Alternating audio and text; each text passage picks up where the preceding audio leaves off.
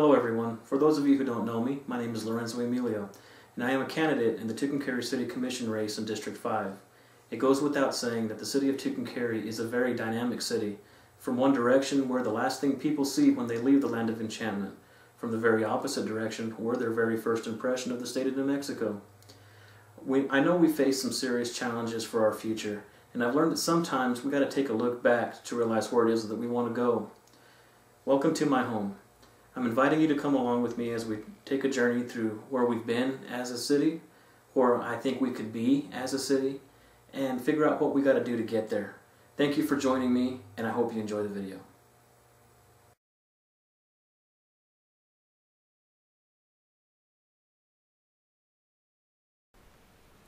Tucumcari has a long history and a great heritage. What you're looking at are early photographs of a growing, proud, industrial, and prospering city in the making. We see a bustling business district, a sense of pride in the appearance of our infrastructure, and a community-wide push to build the city brick by brick, day by day, and hurdle by hurdle. Our city fathers didn't have the luxury of today's technology, or even the advantage of today's strides in equipment or building techniques. But what they did have was a sense of urgency to make something of our city, and the resolve to move forward even when they faced seemingly impossible hurdles. These photographs demonstrate to us what is possible when honest, hard-working, and dedicated people come together in a common goal with dedication to each other and the community as a whole. When our city fathers set out to build the city, they demonstrated to us also that a never quit, never give up on each other attitude would ultimately result in progressive results that render Tucumcari in a better state than it was the day before. We have to remember that in looking at these historical photographs, it is essential that we recall that these citizens, business owners, political leaders, and public servants didn't acquire all this overnight. It took years of non-stop cooperation with one another and a refusal to fail to accomplish what we see in these photos. They didn't build what we see without times of frustration, and you can bet it wasn't a kumbaya situation when varied ideas and opinions were expressed. But they did exploit areas of common ground. They didn't fail to compromise when negotiations were needed, and most of all, they just didn't give up. If they felt at times like throwing in the towel, they did so within themselves and outwardly continued to move forward. In looking at these photographs, we have to ask ourselves, when did things in Tucumcari take a turn? When did Tucumcari start to decline?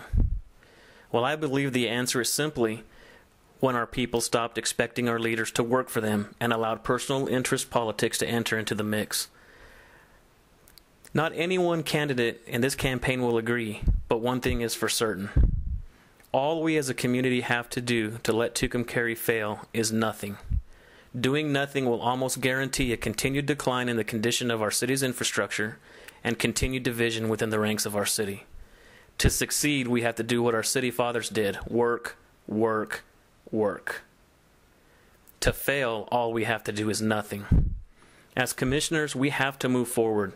We have to be willing to consider everyone's ideas and opinions and then follow through with the choices that result with at least the agreement to refuse to let our city decline. No one commissioner can be the end-all of debate, and I have no dreams or visions of a community-wide utopia for us all to live in. But I do have visions of a city that takes care of its own and expects nothing less than their leaders' commitment to each other and the city as a whole.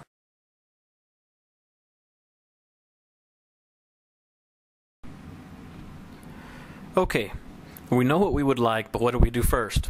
Well, I believe the first step towards a future for Tucumcari is a united city government. When we have unity among our Board of Commissioners, it reassures the people that we have a future. That in itself is more than enough reason to work together.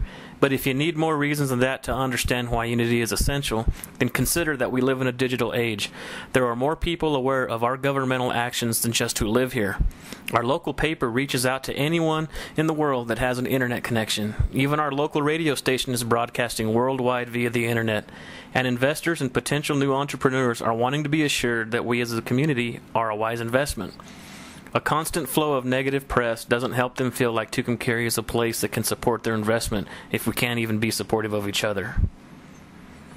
The second step that we need to take is to ensure there is transparency in city government. We can't reasonably expect our community to overcome this division if the people can't rely on their leaders to accurately represent our issues and be open about our challenges. The fabric of democracy rests on the public's right to know what is happening and have all the information. We have a community of talented people who we as commissioners can draw from for ideas and opinions. But this resource can only be counted on when the public knows they are getting the whole story without censorship. This means anyone should have access to our policies, our records, and our agenda. If we as commissioners and city leaders are doing what's best, there is no reason the public shouldn't be informed. I understand and believe in the Inspection of Public Records Act. Next, we need to exercise fiscal responsibility. We need to look for smarter ways to allocate our city dollars so that we get the most of every dollar we spend. We need to support our grant writers and look for public money to supplement, not replace, our own budget. We need to gear up for our future and become creative in our spending. I have worked in our city government. I understand our procurement policies. I have developed state budgets that directly affect 3 counties, including Quay County. I have experience in cost-cutting measures and allocation or diversion of funding to better suit the needs of governmental agencies. I have worked as a governmental administrator and have governmental management experience. In my 15-plus years of public service, I have gained personal experience in administrating a public agency and want to share this expertise with you.